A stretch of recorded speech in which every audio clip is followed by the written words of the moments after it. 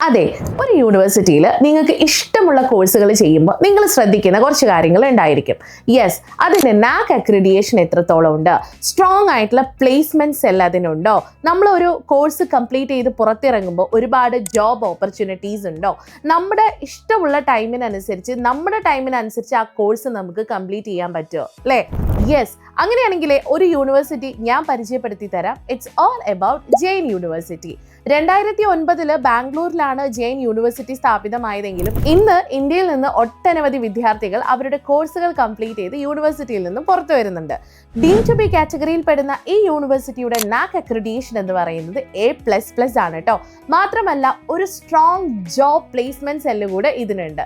ഇനി Jain university provide ചെയ്യുന്ന നിങ്ങളുടെ കരിയർ ഡെവലപ്പ് ചെയ്യാൻ പറ്റുന്ന രീതിയിലുള്ള ഏതൊക്കെ കോഴ്സുകളാണ് എന്നറിയണ്ടേ?